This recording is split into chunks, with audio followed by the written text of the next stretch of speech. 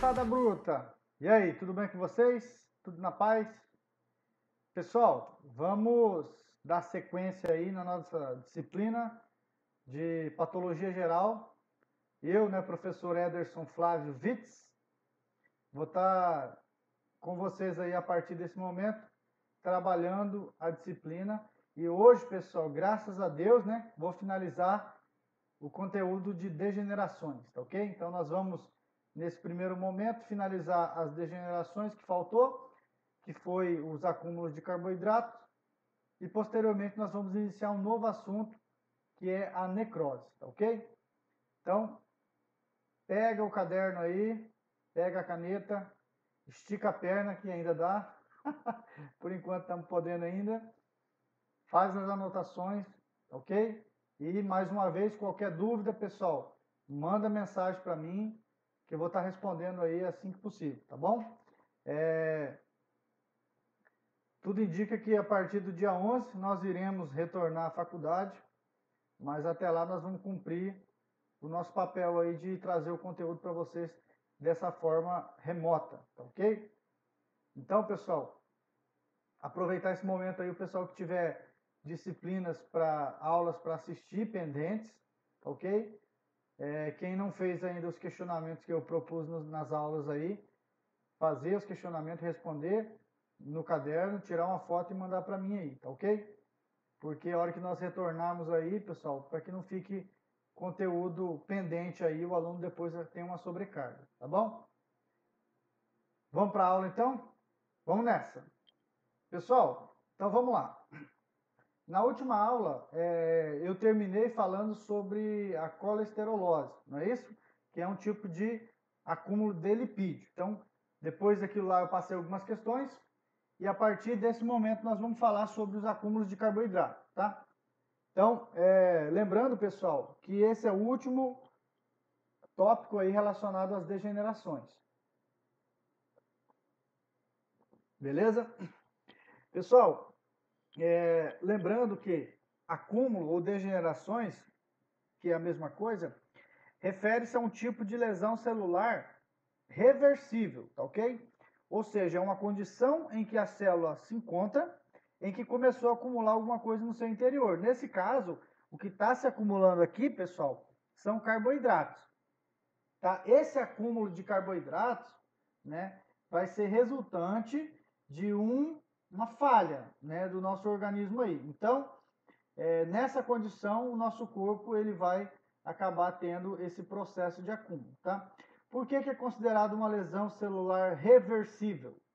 Porque se a célula ela corrigir o problema, né, se essa condição, se esse processo patológico ele cessar, nós teremos aí, né, um retorno das condições funcionais da célula. E isso vai desencadear um bom funcionamento. Então, deixa de ser um processo patológico, né?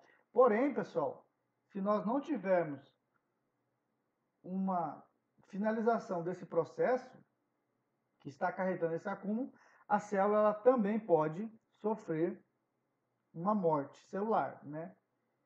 E nesse caso aqui, nós estamos tratando ainda como uma lesão reversível. Então, os acúmulos são lesões reversíveis desde que tenha, né, um comprometimento do bom funcionamento aí, né? Desde que tenha um comprometimento das suas funções básicas e a célula resulte em uma morte, ok? Então vamos lá. Então, o acúmulo, pessoal, de carboidrato, existem várias nomenclaturas que podem estar associadas a esse fator aí, tá? Então, como eu coloquei uma para vocês aí, né? Ela pode ser chamada também de degeneração glicogênica, ok? Porém, pessoal, vocês podem achar outras nomenclaturas aí associada a esse acúmulo de carboidrato, tá? Aí, ó, né, como vocês viram, eu coloquei na forma mais básica, né, o acúmulo de carboidrato, porém nós podemos chamar também de degeneração glicogênica, tá, pessoal? Esse é o termo que vocês mais vão ouvir falar, tá? Então, o mais usual, né, que vocês vão achar vai ser essa condição aí. Porém, como eu disse, pessoal, dependendo da referência bibliográfica que vocês vão utilizar, tá? Vocês podem achar outras nomenclaturas aí, tá? Acúmulo de glicogênio, degeneração glicogênica, talvez vocês podem achar o termo doenças de depósitos do glicogênio, né? Glicogenoses, né? E também infiltração glicogênica, tá? Todos esses termos, eles estão associados, são sinônimos de acúmulo de carboidrato, ok?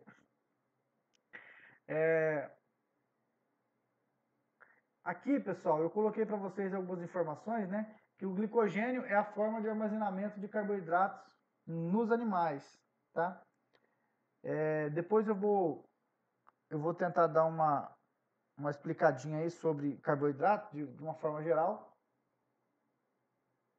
Que eu sei, pessoal, que isso aqui vocês deveriam saber já, né? Mas eu sei também que da dificuldade que cada um de nós temos de armazenar as informações e talvez dependendo do professor que passou pela disciplina, às vezes não deu muita ênfase e que vocês não conseguiram gravar ainda. Então aqui a gente reforça aquilo que talvez vocês já viram, ok?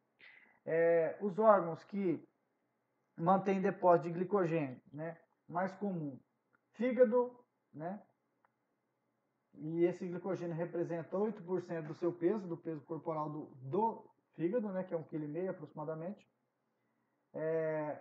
E o músculo esquelético, tá? Esses são os locais mais comuns, que possuem uma quantidade maior de glicogênio, tá? Lembrando que glicogênio é a forma de armazenamento de carboidrato ali nos animais aí, tá? O glicogênio hepático é quando nós temos o armazenamento desse carboidrato no fígado, né? Esse armazenamento de carboidrato é chamado de glicogênio. E como é no fígado, é hepático. Então, glicogênio hepático, tá? O que esse glicogênio vai fazer lá? Manutenção da glicemia entre as refeições. Ou seja, aquele intervalo que você fica sem se alimentar, a concentração de glicose na sua corrente sanguínea, né? A glicemia, ela vai diminuir. E o corpo, para restabelecer, ou para manter esse nível glicêmico, né, adequado, ele tem que ficar quebrando esse glicogênio, que é essa fonte de armazenamento aí. Então ele vai quebrando e vai lançando na corrente sanguínea a glicose para que nós possamos, né, manter sempre a glicemia adequada. Beleza? E o fígado, a gente brinca que ele não é um cara egoísta, né? Por quê? Porque ele consegue dividir. Então ele guarda o glicogênio e quando baixa a quantidade de glicose na corrente sanguínea, que está indo para todo o corpo, o sangue, né?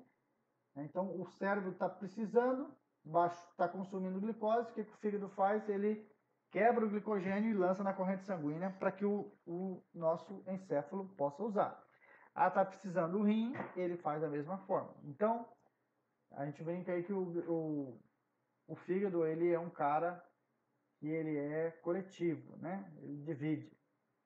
Já, pessoal, o glicogênio que é armazenado no músculo, né, o glicogênio muscular, ou seja, o carboidrato que é armazenado lá no músculo, esse cara, nós falamos que ele é um cara egoísta. Por quê? Porque ele usa para ele, né? A fonte de glicogênio que ele tem lá, ou seja, a reserva de carboidrato que ele tem armazenado lá no músculo, ele quebra e ele mesmo consome. Então, ele não divide esse glicogênio, tá? Então, quando ele precisa, ele vai usar como fonte de energia para ele lá, tá? Como eu disse aí, ele é uma fonte de energia emergencial, né? Quando você precisa, por exemplo, dar uma carreira, né, é ele que o nosso corpo vai atacar de início. Lembrando, pessoal, que nós vimos no semestre passado que existem vários tipos de fibra muscular, tá? Vocês lembram? Aquelas oxidativas, as glicolíticas, né, e as oxidativas glicolíticas, né, rápidas. Então, existem vários tipos aí. E tem aquelas que consomem oxigênio e aquelas que, né, dependem, né, da quebra exclusivamente, né, das unidades de nutrientes aí, tá? Não consome o oxigênio nesse processo, né? Mas isso nós já vimos. Então, existem outros locais também, pessoal, que pode ser armazenado o glicogênio, como o miocárdio, o útero, as células cartilaginosas, parótidas, pele, rins, os macrófagos, né? E os neutrófilos. Beleza? São exemplos aí de locais que nós podemos encontrar, tá? Digitei errado, né? Como sempre, tem algum erro que eu... Então ali seria síntese, tá, pessoal? Eu coloquei síntese, né? Mas é síntese e degradação, tá? Por que eu coloquei esse slide? Porque é fácil, pessoal, eu vim aqui falar das glicogenoses para vocês, né? Dos acúmulos de carboidrato, que é isso, aquilo, outro. Mas às vezes o aluno, o acadêmico, ele acaba não sabendo nem o que é um carboidrato, quem dirá o que é o acúmulo do carboidrato. Então vai acumular aquilo que eu não sei o que é. Então por isso que eu queria comentar um pouco sobre esse processo, né? Essa estrutural, as coisas que estão envolvidas. Então eu sempre prezo por comentar um pouco sobre, para a gente poder entrar a fundo sabendo realmente o que é, ok? Então, pessoal, essa síntese e essa degradação vai envolver um conjunto de enzimas, né, para desenvolver esse processo, né? Se faltar uma dessas enzimas, já não ocorrerá o processo, então vai comprometer a síntese, ou ele vai ficar com um glicogênio anormal. Se tiver qualquer uma das enzimas, são várias, eu vou mostrar para vocês algumas aí, né, nós vamos ter uma falha em algum ponto na formação desse glicogênio, ou não vai formar, né, ou se vai formar um glicogênio irregular, anormal aí, como eu coloquei, ok? Esse acúmulo, pessoal, ele acontece, né, lá no meio intracelular, né, principalmente no meio intracelular, tá? Dentro da célula lá. Porque nós estamos falando dos acúmulos, né, ou degenerações, tá? Pode se acumular fora da célula? Pode também, tá? Mas nossa ênfase é nos acúmulos intracelulares, tá ok? Exemplo aí, pessoal, olha essa imagem inferior à direita, né? Vocês conseguem visualizar que nós temos aí um rim, tá? E esse rim, ele foi acometido por um acúmulo de carboidrato, tá? Então ele ficou dessa forma aqui, parecendo um tumor, né? Aqui na parte superior nós vemos também o intestino grosso, também com a presença de crosta formado por esses carboidratos, tá? Então, ó, a nefrose glicogênica, a nefrose, a palavra óssea é condição anormal, nesse caso aqui, tá? É uma condição anormal que o néfron acumulou, ó, glicogênica. Gênica vem de gênese, formação, e glico vem de glicogênio, tá? Nesse caso, nesse contexto aqui. Quando que nós encontramos um exemplo desse aqui, pessoal? Em caso de diabetes mellitus, tá? Pode acontecer uma insuficiência renal por consequência de uma nefrose glicogênica, tá? Então, uma falência do órgão pela... Olha como é que um órgão vai filtrar desse jeito aqui. Não tem condições, né?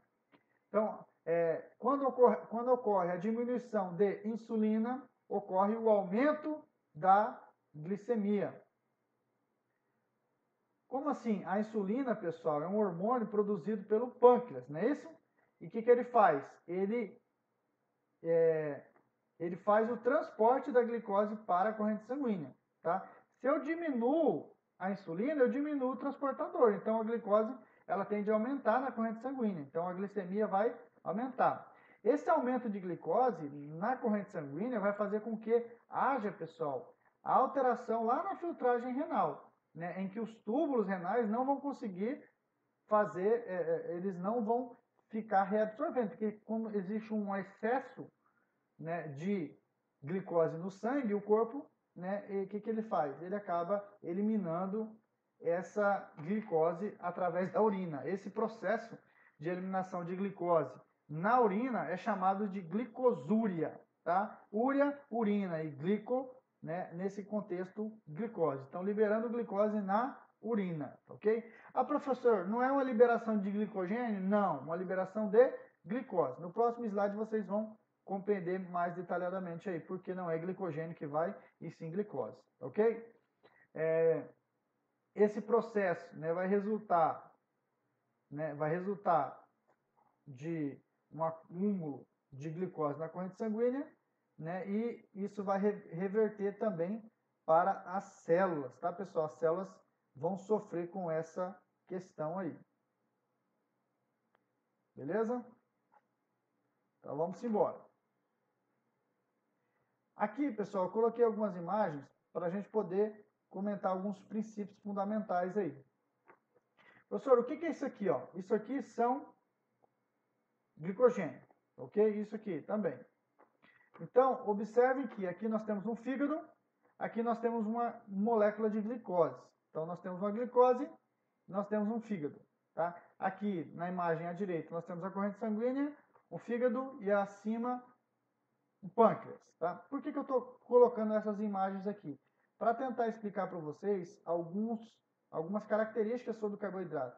Quando você pega, pessoal, e observa carboidrato, pessoal, o carboidrato ele inclui tanto açúcares, quanto glicogênio, quanto amidos, quanto celulose. Então, quando a gente fala em carboidrato, existe uma gama de substâncias, né, de partículas, né, que vão constituir. Então, tanto açúcares, glicogênio, né, amidos e celulose tudo são carboidratos, tá?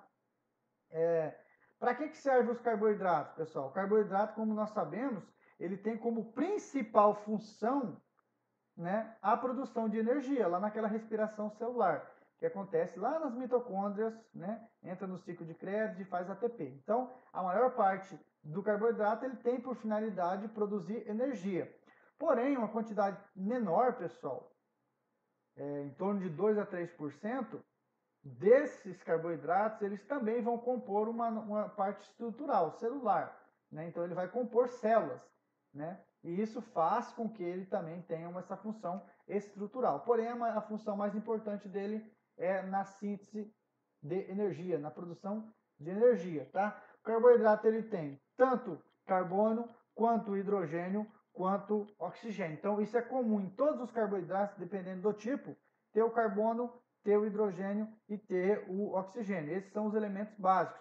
Tem só esses? Não, existem outros átomos aí também.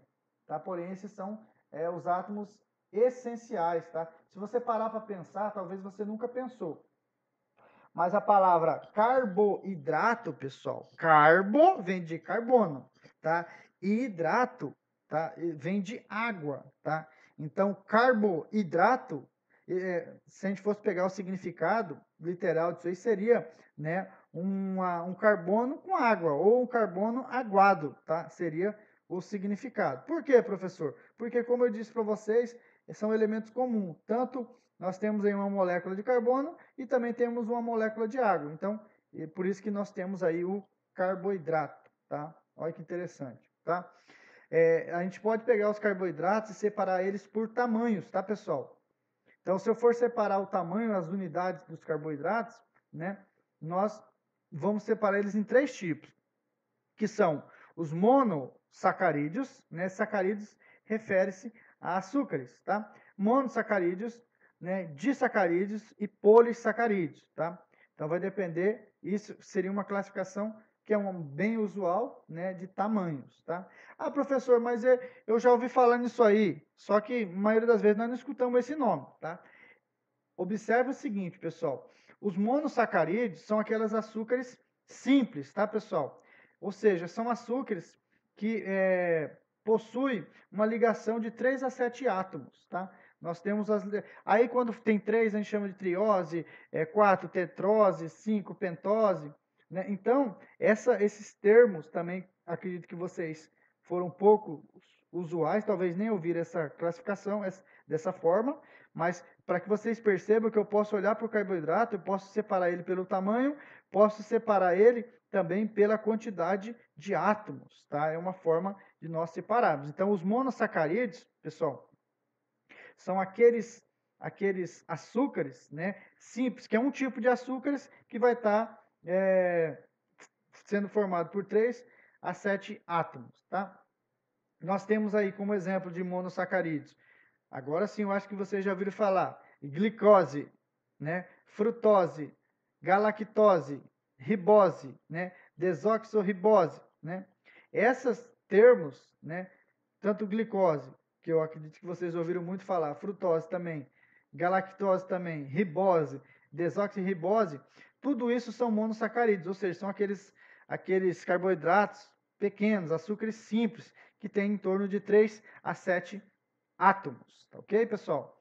Então, a glicose eu acho que é o mais conhecido, não é isso? Existem também os disacarídeos, tá? Que são aqueles que possuem, pessoal, são os chamados açúcares simples, só que eles são combinados, então nós temos uma combinação desses açúcares simples, né? E nós temos, por exemplo, aí a sacarose. O que é a sacarose? É um disacarídeo. Por que di? Porque tem duas unidades, né? Nós temos uma glicose ligada a uma frutose. Então, isso é uma sacarose, né? É o famoso açúcar, né? De cozinha, né? Então, nós temos aí a maltose, tá? O que é a maltose? É um disacarídeo que são formados pela combinação de duas moléculas de glicose, tá ok? Nós temos aí a lactose, que é formado pela galactose mais uma molécula de glicose. Então, o que eu queria que vocês recapitulassem se ainda não viram? Que os disacarídeos são unidades simples, porém elas estão conjugadas, elas estão ligados, né, por dois monossacarídeos. Se eu tenho dois monossacarídeos, eu vou ter uma ligação. Então, nós chamamos de disacarídeo. O que é disacarídeo? São dois monossacarídeos, tá? Ok?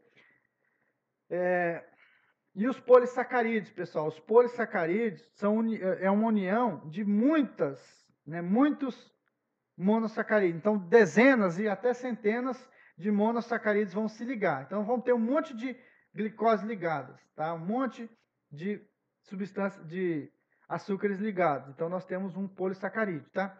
Nós temos, por exemplo, aí o glicogênio, que é o nosso tema, né?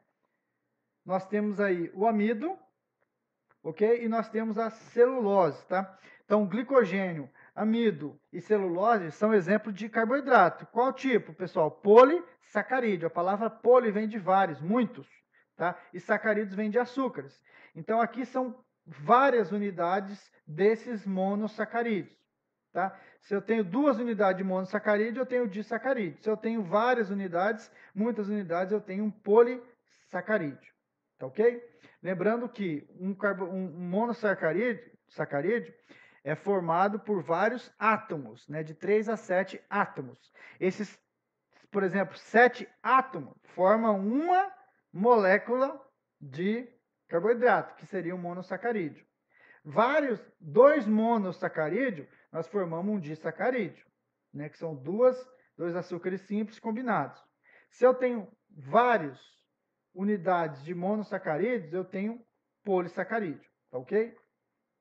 O glicogênio, que é o nosso tema, pessoal, ele é uma condição de armazenamento, né, dos carboidratos nos animais. Então, em animais, não só nós humanos, pessoal, no cachorro, num gato, né, num bovino e etc., nós conseguimos, nesses animais, armazenar o carboidrato que nós comemos. Então, nós nos alimentamos e o corpo consegue pegar esse carboidrato não utilizado, né, e guardar. Tá? E como que ele guarda em nós?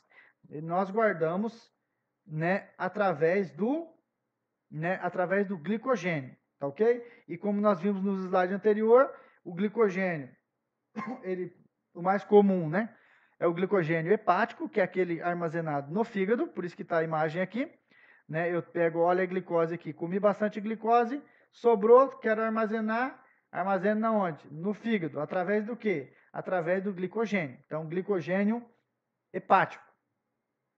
Beleza? O amido, pessoal, é o tipo de armazenamento de carboidratos que acontece nas plantas. As plantas fazem as fotossíntese, plantas, né?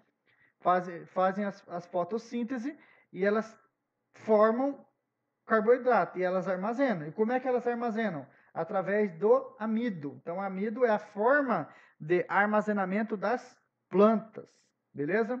E também é a principal fonte de alimentação para nós aí, tá? E a celulose, pessoal, a celulose é a forma de armazenamento, né, das plantas não digeríveis, que são aqueles carboidratos de cadeia longa, aqueles que nós comemos e não conseguimos degradar através do nosso intestino, né? Quem nunca viu, né, o milho depois de evacuar, né? Então, o milho, por exemplo, né, essas verduras, né, existem várias substâncias aí que não são digeríveis. Essas são carboidratos grandões, né, que nós chamamos aí de celulose. Beleza? Então, pessoal, percebam que eu fiz todo esse arrodeamento aí para poder mostrar para vocês que nós vamos falar de uma falha nesse mecanismo.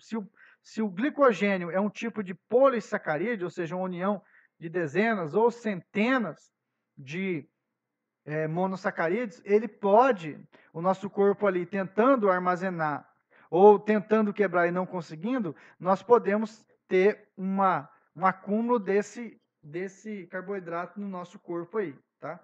Como eu disse para vocês, o glicogênio, pessoal, ele é o principal polissacarídeo armazenado no corpo humano, tá? E nós armazenamos ele principalmente no fígado, através do glicogênio hepático. Porém, nós podemos também armazenar ele no músculo, pessoal. E se nós armazenarmos ele no músculo, nós temos o glicogênio muscular, tá? O glicogênio muscular também é uma forma de armazenamento. E como eu disse para vocês naquele slide anterior lá, né, a gente também pode armazenar dentro de algumas células, né, do nosso corpo aí de forma normal, como eu mostrei para vocês aqui, ó, através do neutrófilo e macrófago, né? Em caso de uma inflamação, ele armazena o glicogênio para poder utilizar. No músculo cardíaco também pode acontecer, no útero, que também tem músculo, também pode armazenar, né? Nas células cartilaginosas, né? Nas glândulas parótidas, na pele, nos rins, né? Nós também podemos ter o armazenamento do glicogênio, tá, pessoal?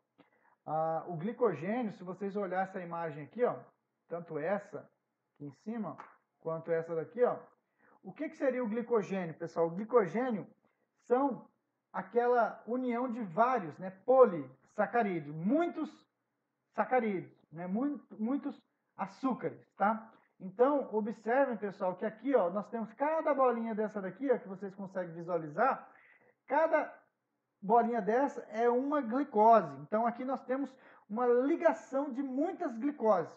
Essas muitas glicoses, como eu disse para vocês, dezenas, centenas de glicose, nós vamos formar um determinado tipo de polissacarídeo. Então, aqui ó, nós observamos, pessoal, o glicogênio, tá? E o que é o glicogênio? Uma ligação de várias unidades de glicose, tá? Professor, e o amido? O que é o amido? O amido também é várias, né, uniões, várias ligações de glicose. Mas como que eu vou diferenciar o que é glicose e o que é, perdão, o que eu vou diferenciar o que é glicogênio e o que é amido, tá? O que vai diferenciar os dois, pessoal, é o tipo de ligação, tá ok? O tipo de ligação desses monossacarídeos aí, tá? O glicogênio, pessoal, o glicogênio, ele é uma forma em que eu vou agregar várias unidades de glicose. Então, imagine que eu pego esse cara aqui e ligo nesse, ligo nesse, ligo nesse, e o que eu vou formar? Um glicogênio. A forma de ligação, né, que eles vão se ligar é o que vai diferenciar o que vai ser o amido e o que vai ser o glicogênio. Lembrando que no corpo humano, nós não armazenamos o amido, tá, pessoal? Nós armazenamos o glicogênio. Eu vou precisar olhar e identificar qual que é o não. Mas só para vocês saberem que tanto o amido quanto o glicogênio, os dois são várias unidades de glicose, tá? Só que o que vai diferenciar os dois é a forma que eles se ligam, tá ok? Beleza?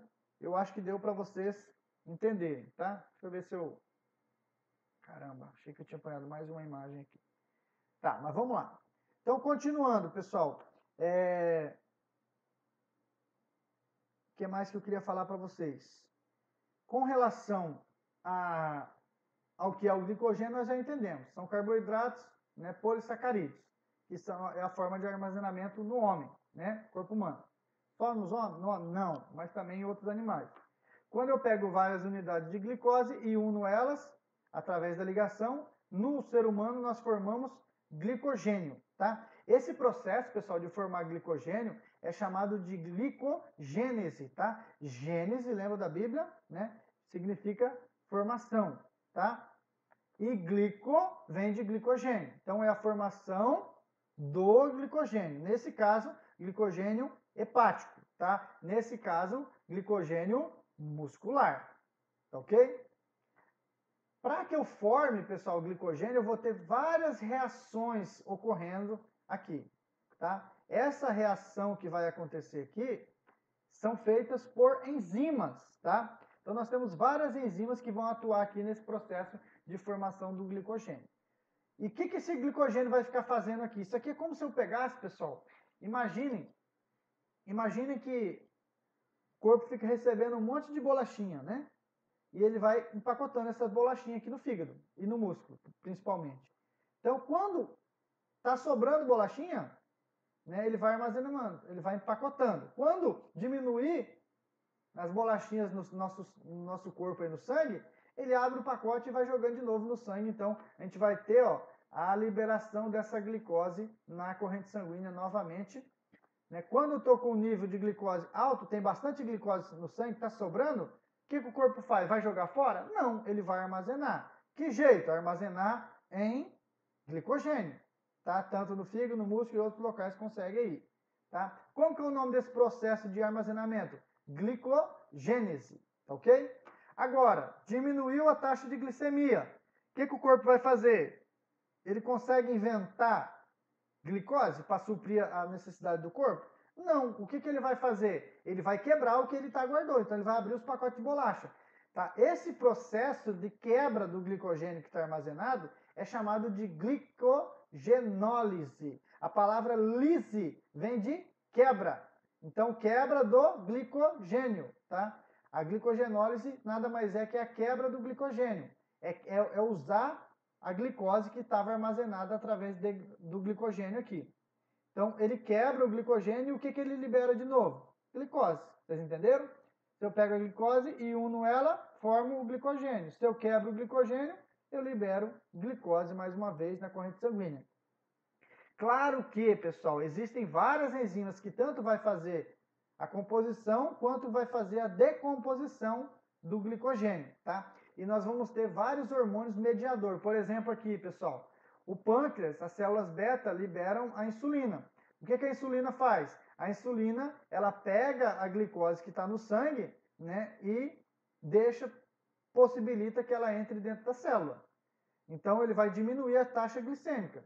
Quando a taxa de glicêmica está baixa, geralmente abaixo dos 60, né, miligramas por decilitro, dependendo da referência bibliográfica que vocês vão usar, nós vamos ter, né, uma taxa glicêmica baixa, um outro hormônio que vai atuar aqui, que é o hormônio do pâncreas, chamado glucagon. Então, as células alfa liberam o glucagon, que cai na corrente sanguínea, né? E aí, pessoal, o que ele vai fazer? Aqui é sistema endócrino, né? Na corrente sanguínea, o glucagon ele vai atacar o glicogênio onde ele está. E onde que ele está? Fígado, músculos, rins, né? Útero, no coração. Então, ele vai atacar essas unidades de glicogênio. E o que ele faz com ela? Ele vai estimular que essas enzimas quebrem o glicogênio nesse processo chamado glicogenólise e nós vamos jogar na corrente sanguínea um monte de glicose para que o corpo possa usar. Tá? Eu acho que ficou bem claro esse mecanismo, né? Esse mecanismo aí que eu tentei explicar. Então, nós podemos continuar aí, tá? Professor, então quer dizer que eu já entendi o que é glicogênio, de onde que vem, de onde vai, que é carboidrato, que é um polissacarídeo, né? Que são várias unidades de glicose, que ele vai ser armazenado em glicogênio, né? Tanto no fígado, no músculo e outros locais, e quando o corpo precisa, o corpo vai quebrar esse glicogênio e liberar a glicose de novo, né? Então eu já entendi isso aí. Então, se tiver uma falha nisso, nós vamos ter um acúmulo de carboidrato. Tá ok, pessoal? Aqui nessa imagem aqui, ó, nós conseguimos visualizar grânulos, né, de glicogênio, tá? Então, formando glicogênio, inúmeros, né, glicogênio sendo formado aqui, ó, no corpo, tá?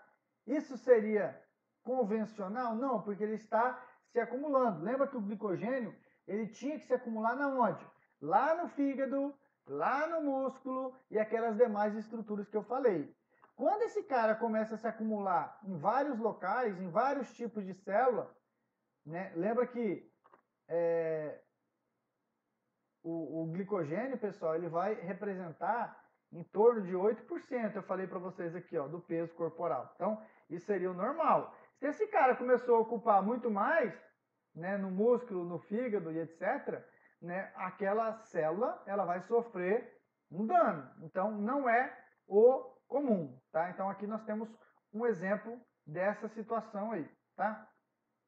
Essa situação, pessoal, que como eu disse para vocês, existem várias nomenclaturas que podem ser utilizadas, né? Acúmulo de carboidrato, como eu disse para vocês, degeneração glicogênica, acúmulo de glicogênio, né? Doença do depósito do glicogênio, glicogenoses, né? Infiltração glicogênicas. Então, todos esses termos que são sinônimos, né? Podem estar associados, tá? Como eu disse para vocês, o mais comum nós encontrarmos na literatura, né, vai ser a degeneração glicogênica e a glicogenose, tá? São as formas mais usuais que nós encontramos ali, ok?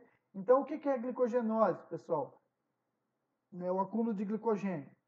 É um defeito na síntese ou na degradação do glicogênio, determinando forma anormal, como eu disse para vocês, um glicogênio que não consegue ser metabolizado, né? Ou a não formação, né, desse glicogênio, tá? E nós vamos ter também uma falta, né, por uma falta de uma ou mais enzimas que fazem esse processo de metabolização. Lembra de glicogênese e de glicogenólise, tá? A palavra, pessoal, olha só, glicogenose, olha o termo, glico vem de glicogênio, né?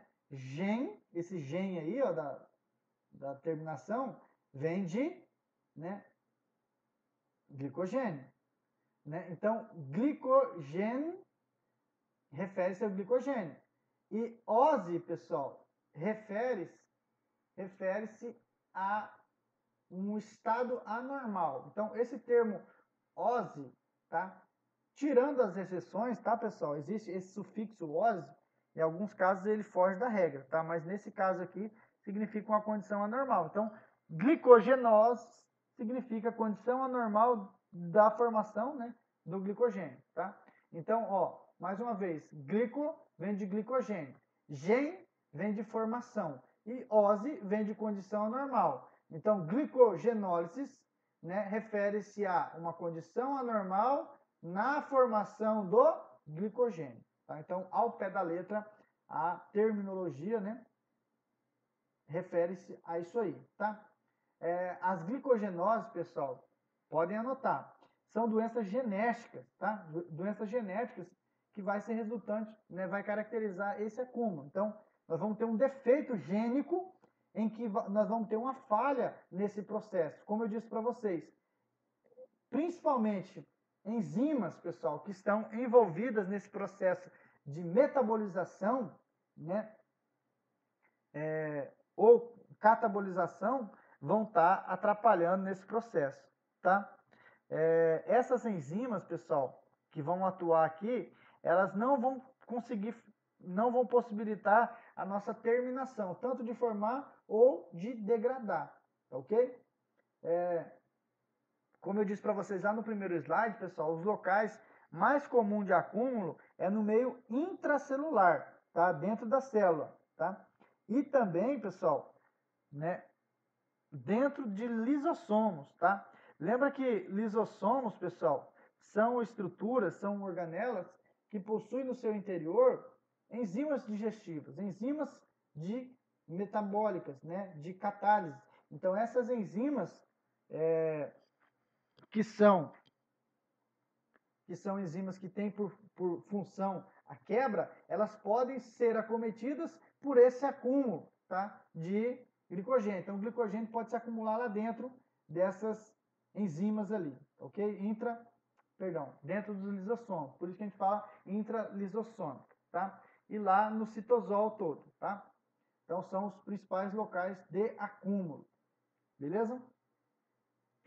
Outra coisa, pessoal, essas doenças, o objetivo nosso aqui, pessoal, não é, como eu disse para vocês, resolver todas as questões, né? Ninguém está fazendo aqui uma faculdade de anatomia patológica, né? Uma pós-graduação em fisiopatologia. Mas o objetivo é que vocês tenham o maior número de conhecimento dentro da nossa área, né, que compete aí a enfermagem, entender os processos patológicos aí, tá ok? Existem outros distúrbios, tá, pessoal, que podem resultar isso aí também, além das doenças genéticas, tá? Como, por exemplo, a pessoa com diabetes mellitus, tá? Ela acaba tendo uma concentração tão grande de carboidrato, né, pela disfunção da diabetes, que as nossas células atubulares, né, que fazem a secreção dessa glicose, para ela não, na verdade, ela não reabsorve a glicose, né, forma glicosúria, né, ela resulta em um acúmulo, né, mesmo o corpo jogando fora glicose na urina, que não seria o normal, o corpo tende a ter um acúmulo muito grande. E esse acúmulo, o primeiro cara que vai sofrer vai ser o próprio rim, tá? Então é aquela imagem que eu mostrei anteriormente lá do rim, ó, destruído, tá? Então a diabetes vai resultar nessa nefrose glicogênica aqui, ó, que eu comentei com vocês, tá? Então não é apenas disfunção gênica, tá, pessoal? Pode ter associado a outras situações, tá? E aqui eu queria mostrar para vocês, pessoal, esse quadro, né? Esse quadro 5.4 aqui, ele mostra os principais tipos, tá? De glicogenose, tá? Então, aqui tem tipo 1, 2, 3, né? Então, eu queria comentar alguns aqui com vocês, ó. Então, a tipo 1, as denominações, doença de von Gerke, né? O distúrbio, qual enzima que vai estar envolvida, pessoal? A glicose 6-fosfato, tá? E a estrutura afetada, fígado, rim e intestino, tá? Essa interrogação é porque não existe uma confirmação exata, tá?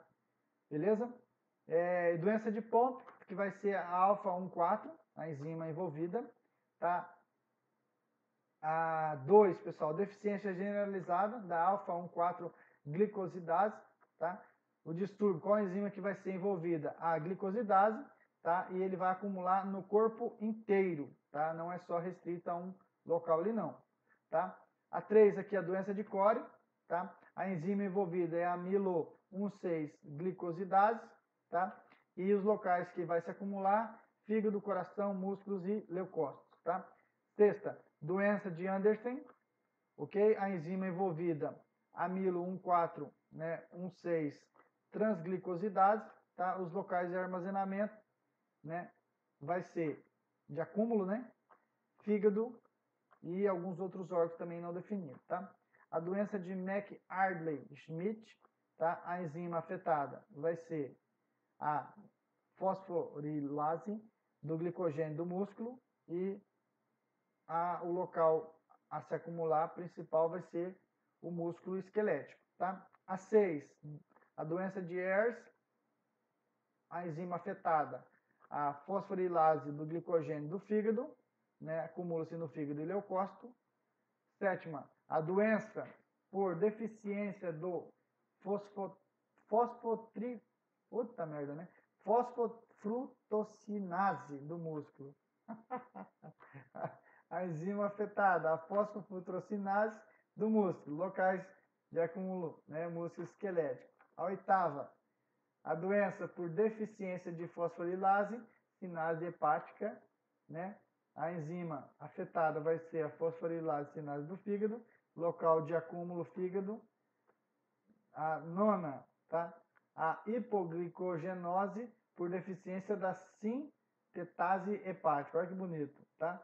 A enzima afetada, glicogênio sintetase do fígado, local de fígado, tá?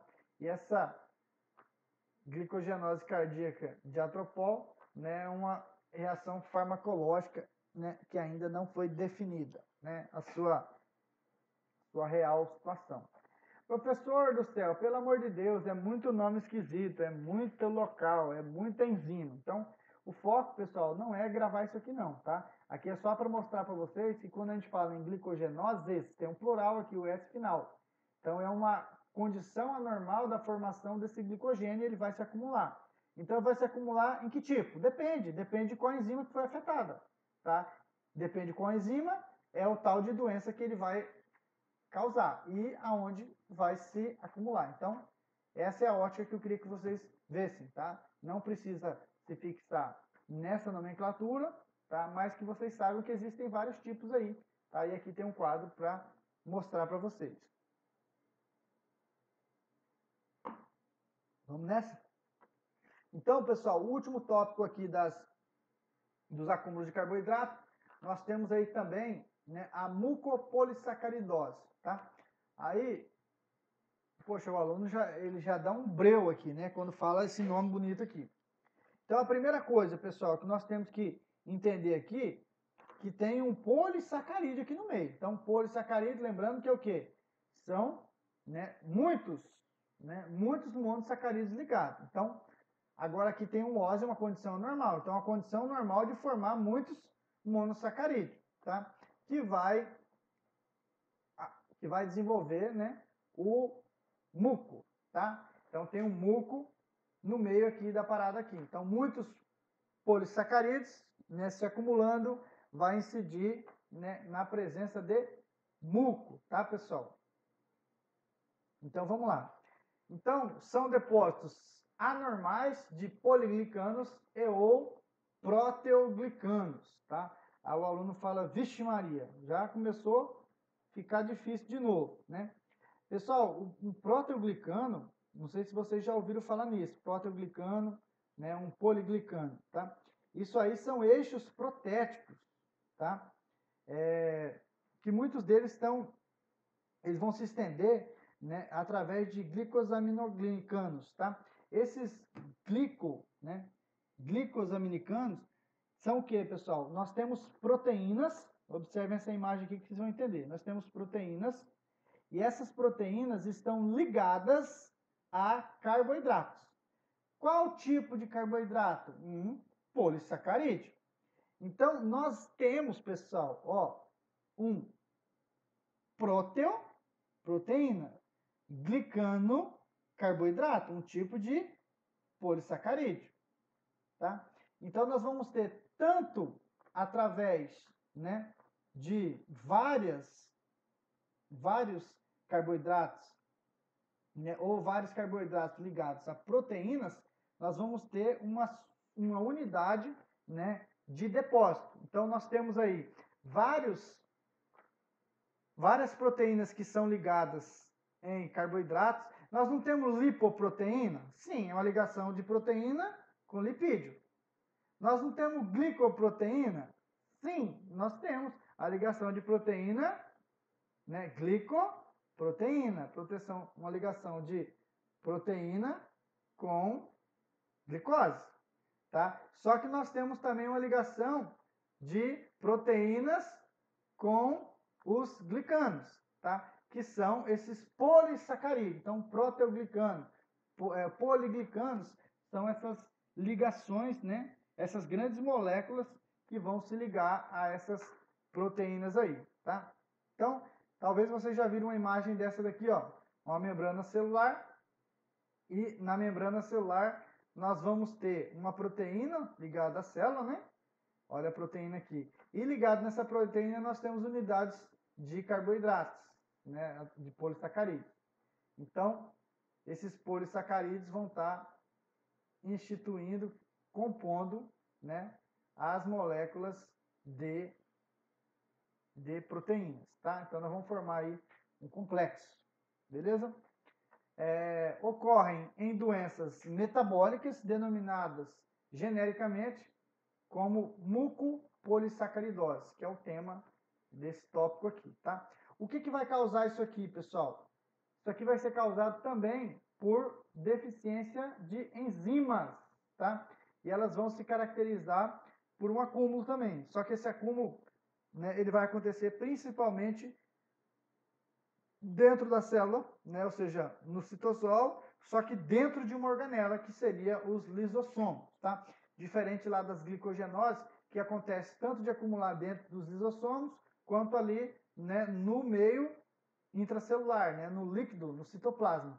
E esse aqui não, ele se acumula principalmente dentro dos lisossomos, tá? Ou seja, através, né, de grânulos, né, ocupando os lisossomos. Lembrando que lisossomo é um tipo de organela que armazena várias enzimas, tá? Então, acontece o acúmulo lá dentro, tá? O que uma pessoa sente, pessoal? O MC aqui, ó, manifestações clínicas, tá? Vai depender de acordo com a enzima lisossômica deficiente. Isso aqui é a mesma ideia que nós vimos na anterior. Dependendo da enzima, vai ser o tipo de doença e o tipo de local que vai se acumular, tá? Porém, pessoal, aqui existe uma situação comum, tá? Que é, né, a normalidade do esqueleto, nas artérias e nas válvulas cardíacas, o retardo mental e a opacificação da córnea, tá? Em todas elas, o indivíduo vai apresentar isso aqui, tá? Aqui é uma doença metabólica, é uma doença do mau funcionamento. Eu acho que eu pulei isso aqui, talvez, tá? E a anterior que nós vimos, as glicogenoses, é uma doença genética, em sua maioria. Pode ser causada também naquela questão que eu falei para vocês da nefrose, né? Glicogênica, que é uma situação de diabetes mellitus, mas nessa daqui, a condição é uma doença metabólica, tá? É uma doença metabólica que as enzimas vão ter uma falha, né? Uma deficiência, e esses proteoglicanos, esses poliglicanos vão acabar se acumulando dentro dos lisossomos, lá na célula, lá, beleza?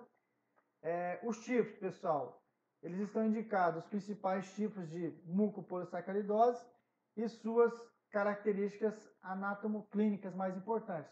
Esses tipos aqui eu coloquei também através do quadro, tá? Para mostrar para vocês aí, assim como nós vimos lá nas glicogenoses. Então, ó, no tipo 1, né, nós temos aí, né, a síndrome de Hurler, tá? O que vai acontecer aqui, pessoal? Nós vamos ter um distúrbio enzimático da alfa-1 hidroronidase. Olha que nome bonito, tá? As características, pessoal, o que a pessoa vai apresentar, né? Grave retardo mental, deformidades esqueléticas, particularmente dos ossos da face, opacificação da córnea, alterações somáticas e morte antes dos 10 anos. Então, isso aqui é um trem e arrebenta o cara se não diagnosticado e feita a correção, né, dessa enzima em distúrbio, tá? 2, a síndrome de Hunter, né, grave, tá? A enzima que vai sofrer a falha é a L-hidronosulfato sulfatase. Oh, nome bonito, tá? Aqui vai mostrar os achados clínicos, quais são as situações de diagnóstico, que não é nosso foco não, tá? Nesse caso, o indivíduo vai apresentar retardo mental moderado, né? De moderado, graves deformidades esqueléticas, surdez prematura marcantes, alterações somáticas, morte geralmente antes dos 15 anos, tá? Na 3, síndrome de Hunter-Levy, né? O indivíduo vai ter uma alteração da enzima L-hidronosulfatase, né? Vai apresentar lesões leves e leves alterações clínicas, boa inteligência, sobrevivência até o terceiro a quinta década. Então o cara pode viver até 30, 50 anos aí, né? A síndrome A do Sanfilippo, né? A enzima afetada é essa sulfatase, tá? Retardo mental grave, anomalias ósseas moderadas, opacificação de córneas, questionável, né? A síndrome B de Sanfilippo, né? A enzima N-acetil-alfa-D glicosaminidase, olha que coisa linda, né? Apresenta retardo mental grave, anomalias ósseas moderadas, opacificação questionável da córnea, tá? A quinta, pessoal, nós vamos ter, nós não, né? A pessoa vai ter, Deus nos livre, a síndrome de Morquio, tá? A enzima não se sabe ainda qual que é, né? Desconfia que seja a ceratosulfato e a condrointisulfato, tá? O indivíduo vai apresentar deformidades graves do esqueleto com acentuada displasia, espondilo epifisiana, insuficiência aórtica e córneas turvas, tá? A quinta, perdão, a síndrome de Maral-Taylami, tá? Também não se sabe ainda qual é a definição, a enzima conhecida, né? Conhecida também. Apresenta deformidades ósseas graves ou pacificação corneana.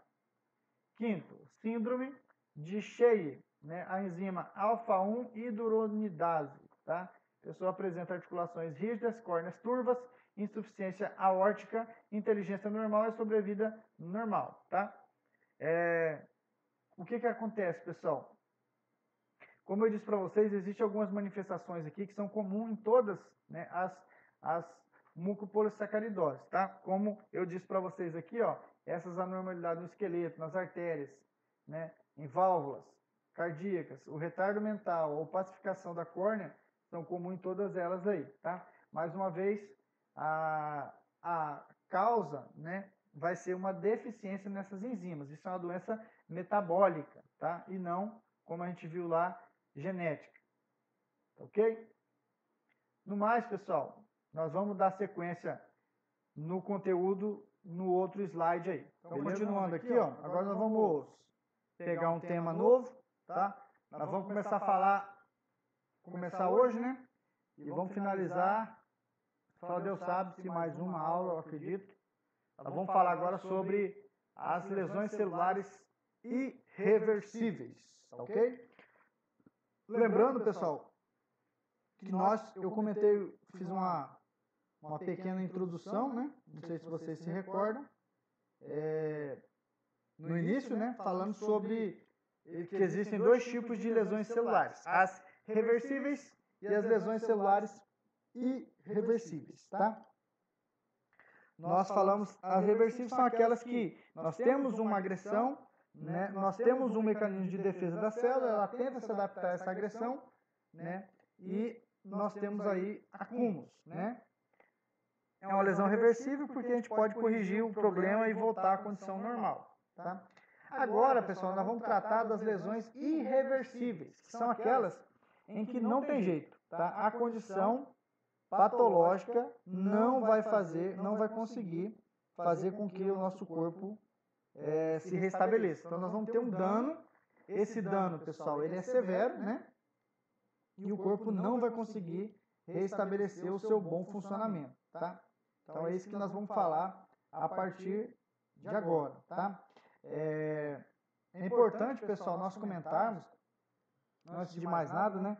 E para produzir uma lesão reversível ou irreversível, depende de alguns fatores, né? Como, por exemplo, a natureza do agente agressor, depende de o que está causando, né, a lesão, depende do quanto que esse agressor vai ficar ali, qual que é a intensidade dessa agressão, né?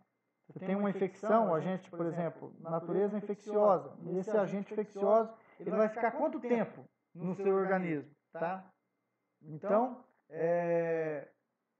a duração também ela requer. Quanto tempo ele vai ficar? O quanto de toxinas que ele vai liberar. Então, a intensidade dessa agressão vai contar. E também, pessoal, a capacidade da nossa defesa, ou seja, o nosso corpo, até quanto o nosso corpo consegue resistir, tá, a essa agressão. Então, tudo isso tem que ser calculado, né? Tem que ser verificado para nós sabermos se nós vamos ter uma morte ou não, tá? A morte celular, pessoal, ela é um processo,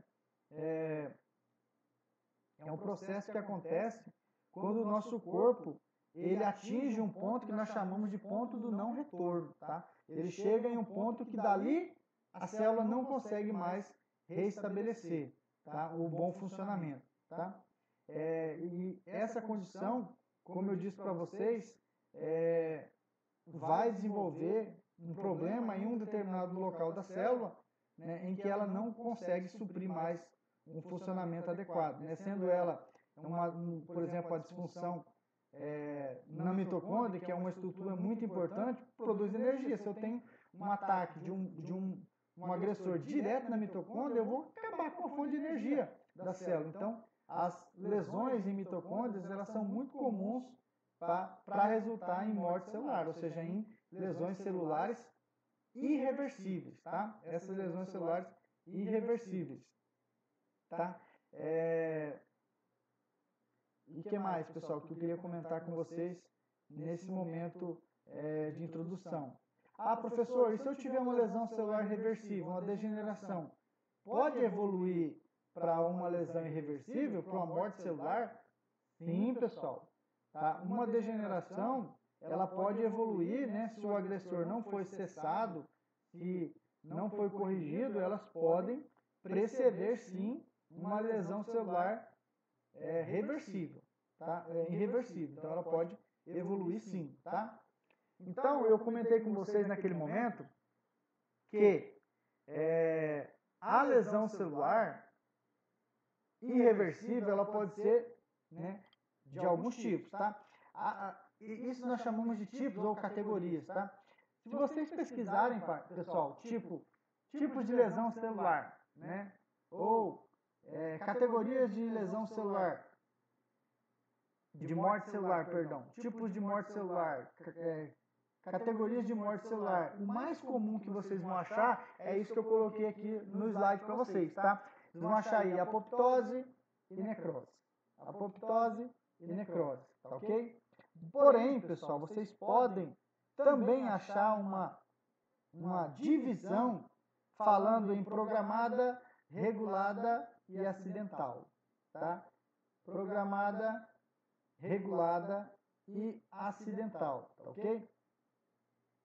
Essa distinção, pessoal, é menos usual, tá? O mais comum, como eu disse para vocês, é apoptose e necrose. Porém, né, como eu disse para vocês, a minha meta aqui é descarregar um caminhão de informação na cabeça de vocês e vocês filtrar o que vocês acham que é importante para a vida de vocês, tá? Então, eu prefiro descarregar um caminhão e vocês aproveitar pouco do que eu falar muito pouco, né? E ainda aluno aproveitar um pouco do pouco, né? Então, pessoal, mais uma vez, tá? Talvez vocês podem achar esses termos, tá? Como eu disse para vocês, além de apoptose e necrose, vocês podem achar os termos. Morte celular programada, morte celular regulada e morte celular acidental. Beleza? Vamos lá. Então, vamos partir para mais comum aí, tá? Então, a diferença básica, pessoal, de uma necrose com apoptose. Nós vamos ter uma aula só de apoptose também. Então, eu não vou dar muita ênfase em detalhar aqui, porque, como eu disse, a gente vai falar de apoptose. Então, o nosso tema, nós vamos começar com a necrose, tá? Então, as lesões celulares irreversíveis, mais comum é o quê? Necrose e apoptose. Então, qual que é a diferença básica? Nós temos aqui na imagem duas células normais, né? Duas células normais, e essas células normais sofreram dano, tá ok? Nesse primeiro ponto aqui, essa célula, ela teve uma lesão, né? Essa lesão, pessoal, se a célula conseguiu se adaptar, nós vamos ter uma recuperação. Se ela não se adaptar, se a lesão for incessante, a intensidade, a duração, ou como eu disse para vocês, dependendo da organela aqui que foi afetada, nesse caso, ó, sofreu uma tumefação do retículo endoplasmático da mitocôndria, cara, são estruturas essenciais, né? Essa célula, ela continuou tendo uma lesão progressiva e ela teve uma necrose, tá? Nesse caso 2, uma célula normal, foi percebido, né, uma falha na sua estrutura gênica, nesse caso, né, na estrutura nuclear, e essa célula, ela foi estimulada a um processo de autodestruição controlada.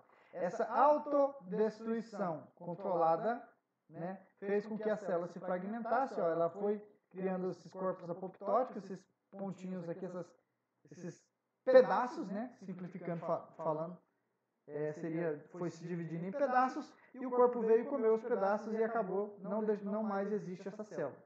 Professor, não entendi muito bem não. Duas células normais, as duas sofreram um dano. Nessa daqui, o dano sofrido pela célula fez com que ela não suportasse e a célula começou a se digerir e a estourar e liberou um monte de sinalizadores, veio inflamação para cá. Nossa célula de defesa veio tentar destruir isso aqui. tá? Nesse caso 2, uma célula sofreu lesão, o nosso corpo iniciou nessa própria célula um mecanismo para autodestruição. Esse mecanismo para autodestruição, né, fez com que ela se fragmentasse em pedaços, né, esses corpos apoptóticos, e esses pedaços foram digeridos, né, por fagócitos, né, células digestivas. E aí deixou de existir a célula. Nesse caso teve inflamação, nesse caso a apoptose não teve inflamação. Nesse caso não gasta energia, nesse caso gasta energia. Nesse caso foi descontrolado, nesse caso foi controlado. Ah, professor, eu quero anotar isso aí, é muita coisa. Calma, gente. Depois no final eu vou mostrar uma tabela com os dois tipos e a gente vai comparar os dois. Tá? Esses detalhes que eu estou falando. O que eu preciso saber aqui nesse slide? Que os dois são tipos de morte celular. Nesses dois casos as células vão morrer. Uma vai morrer porque o corpo quer que ela morra. Outra vai morrer porque não teve jeito, tá? O próprio destruição da célula fez com que ela não suportasse. Aqui o corpo percebeu um erro, né, um problema, e ele mesmo matou a célula, né, ele assassinou a célula. E aqui não, aqui a célula, né, ela sofreu o dano que fez com que ela não suportasse o funcionamento e ela acabou se destruindo, tá ok? Depois, mais uma vez, eu vou mostrar para vocês uma tabela, tá, pessoal? Para comparar esses dois itens aí, tá? Então, alguns conceitos aqui para vocês poderem anotar. Sempre que há uma lesão na célula, o organismo ele tenta reparar. Claro, né? Imagina, qualquer sol no lombo, as células morressem, né? Então não, a célula ela tenta se adaptar, ela suporta até um determinado ponto. E é claro que sim, quando você pega um sol muito forte, um horário muito intenso, sem um protetor, nada, essas células podem ter morte sim. Porém, como eu disse, não é toda célula que sofre lesão que morre, tá? Podendo morrer de duas maneiras, né, que é a necrose associada, sempre é uma causa patológica. Eu tenho uma condição, um processo, né, um agente causal ali, ou por apoptose, né, podendo ser tanto por condição patológica, ter também, por exemplo, um gene mutante, né, um gene alterado para formar, por exemplo, um câncer, e o corpo, né, vai e destrói essa célula, ou condição fisiológica, em que o corpo ele forma bastante células e depois ele diminui essas células, ele elimina algumas células, por exemplo, que estão consumindo energia ali sem trabalhar. Então, pode ser de forma fisiológica, apoptose, e também de forma patológica. Mais uma vez, nós vamos tratar o termo apoptose em um próximo assunto. Então, aqui nós vamos entrar na necrose, tá? Pessoal, necrose, esse termo necrose é um termo muito associado à morte celular, tá? Então, nós podemos usar, sim, o termo necrose falando que é um tipo de morte celular. Porém, pessoal, o termo morte celular, tá, nem toda vez ele pode ser usado como necrose. Por quê? Porque necrose, sim, é um tipo de morte celular. Mas morte celular não é só um tipo de necrose. Lembra que existem outros tipos de necrose, tá, que acontecem. Na necrose, pessoal, nós vamos ter, se vocês pegarem a origem da palavra aí, se nós temos aí, por exemplo, um indivíduo que morre, né, ou seja, em todo o corpo, nós chamamos aí de morte somática, tá? Então, esse termo necrose, ele não vai ser indicado para usar, né, por exemplo, a pessoa morreu.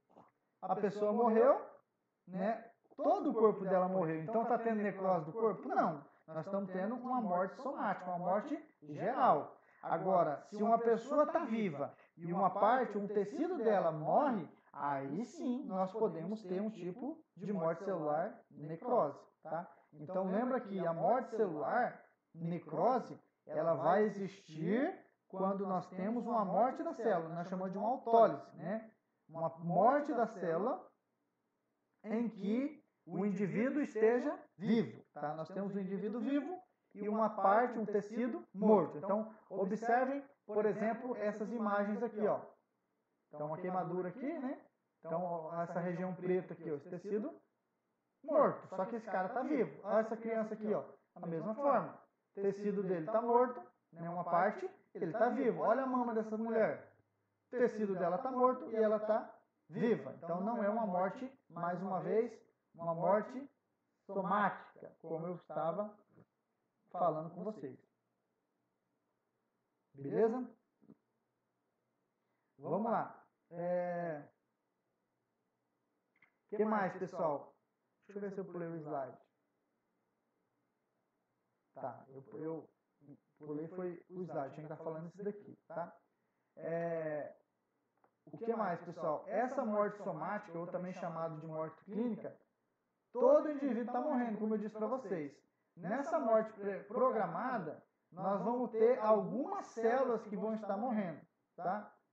E nós podemos chamar esse termo necrose, né, de tissular acidental, né, ou morte celular acidental, quando ele vai afetar apenas grupos de células, né, ou células individuais, tá? Nesse caso aqui, ó, o rigor mortis, né, ou seja, uma morte geral. Isso aqui é somática.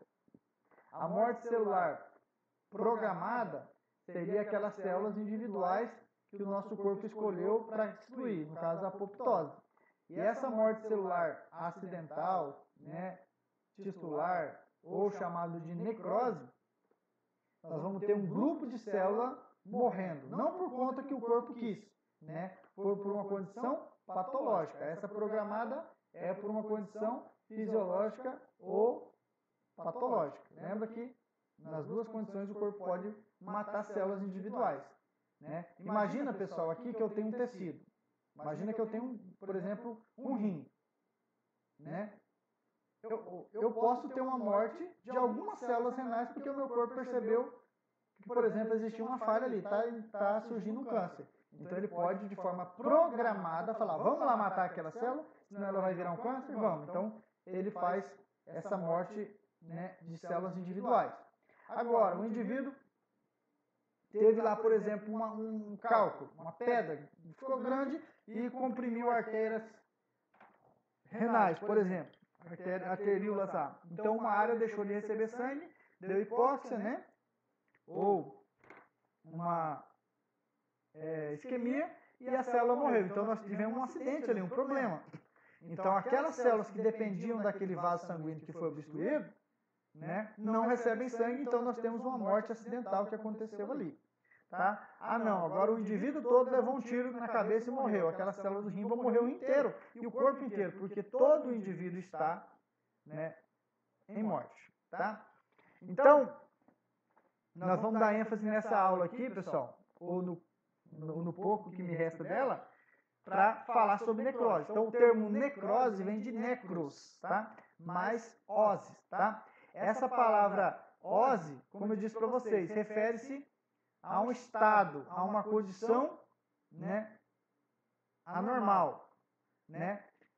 Necros, né, vem de morte, tá? Então seria um estado de morte, né? Se nós fôssemos pegar o pé da letra aqui, estado de morte, tá?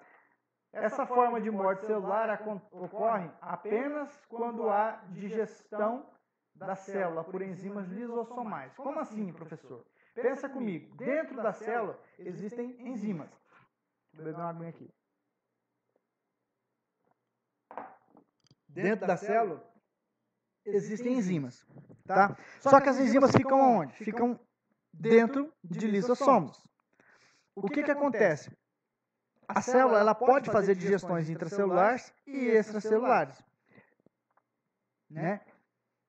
Só que essa digestão ela é controlada, pessoal.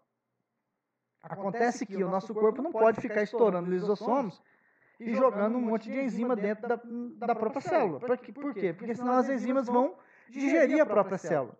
Então o que acontece na morte celular é mais ou menos isso. Nós temos uma condição em que aquele tecido, ou lembra que a gente viu lá, teve uma agressão muito intensa, de muita duração, de muitos agentes agressores, ou o mecanismo próprio de defesa daquela célula não teve um efeito em defender essa célula, e essa célula, por algum motivo, né, ela não tem condições de viver, de manter, por exemplo, produzir energia suficiente e demais. E aí, o que acontece? Se a célula não tem energia, não consegue funcionar, lá dentro tem os lisossomos. E dentro dos lisossomos tem enzimas. Então, o que vai acontecer? A parede da membrana lisossomal, né, ela vai eclodir, vai estourar. E quando ela estourar, ela vai jogar essas enzimas digestivas dentro da própria célula. Já está lá, né? Mas vai jogar no citosol, né? E ela vai começar a digerir o núcleo, digerir mitocôndria, digerir centríolos, digerir citoesqueleto e vai digerir membrana plasmática e vai acabar autolizando, vai acabar destruindo a própria célula. Então ela vai digerir-se a si mesma. Então ela vai se autolizar, tá? Própria quebra, tá? Seria o pé da letra isso, tá? Então dentro da célula existem cisternas, que são lisossomos, cheias de substâncias que são as enzimas, tá? Que são responsáveis pela digestão da célula, ou seja, autólise. Assim como o estômago é responsável pela nossa digestão. Então nós sabemos que quando você pega, por exemplo, um pedaço de carne, mastiga, mastiga, mastiga, deglute e ele chega no estômago. O que vai acontecer com esse pedaço de carne? Nós vamos liberar o ácido clorídrico, né? O suco gástrico, né, com enzimas, etc. E elas vão quebrar essa carne e vai virar aminoácidos, nós vamos absorver eles ali. Então, assim como o estômago faz essa quebra, essa digestão, né, do nosso alimento, os lisossomos, né, as enzimas que estão lá nos lisossomos também fazem essa digestão dentro da célula. Só que, como eu falei, de forma coordenada, controlada, tá? Então, o nosso corpo não vai abrir um monte de lisossomos e jogar enzimas de uma forma descoordenada, porque pode causar a própria digestão da própria célula. Então, seria uma autólise, tá? Na necrose, vai se observar a inflamação, como a gente viu no slide, naquele slide anterior lá, né? Aqui embaixo, ó, eu mostrei para vocês que nós temos células de defesa vindo aqui tentando conter esse processo, tá? Então, nesse caso, na necrose, nós vamos ter um processo inflamatório, tá? Nós vamos desenvolver um acionamento do nosso sistema de defesa para tentar conter a presença, né, a fragmentação dessa célula. Então, essa célula ela vai liberar substâncias no interstício, ou na corrente sanguínea, ou no sistema linfático, em que o nosso corpo ele vai ter que desencadear um mecanismo de defesa para conter a presença desses fragmentos, tá, pessoal? Esses restos celulares, tá? As células vão reconhecer porque na membrana celular existem antígenos e quando essa célula fragmentar, esses antígenos vão estar expostos. Então as células reconhecem que aquilo são fragmentos de células e acionam o sistema de defesa para tentar, né, para fazer a digestão ali e a quebra desse resto de célula ali. Em outras palavras, pessoal, o nosso corpo aciona a equipe de limpeza, que ela vai vir ali tirar o que sobrou ali e destruir aqueles fragmentos daquela célula ali, ok? Essa necrose, pessoal, ela pode ser subdividida em 7 tipos, tá? E essa questão aqui, não se prendam, pessoal, especificamente, são 7 tipos, né? Dependendo da referência bibliográfica, se você for usar, por exemplo, o Bogliolo, se você for usar o Hobbes e Coulthard, né, você pode encontrar algumas divergências aí quanto à nomenclatura ou quanto à quantidade de tipos, tá? Então o foco nosso não é ser exatamente 7 tipos. Eu vou comentar os 7, mas como eu disse para vocês, dependendo do autor, a gente pode ter uma diferenciação aí. Pessoal, não vai dar tempo de finalizar, tá? Esse tema, eu já sabia disso, mas na próxima oportunidade, na segunda-feira, eu vou estar dando continuidade sobre a necrose, tá? Então nós vamos falar os tipos, vou mostrar alguns exemplos para vocês, algumas imagens, né? Eu vou estar deixando para vocês agora aí, pessoal, algumas questões para que vocês possam responder, lembrando que essas questões têm por objetivo estimular vocês a pensarem, né, no que foi proposto na aula, que vocês consigam aí estar respondendo essas questões com base naquilo que eu comentei aqui, tá bom? Muito obrigado por me ouvir. Qualquer dúvida eu estou à disposição, tá? Deus abençoe vocês e até a próxima. Valeu!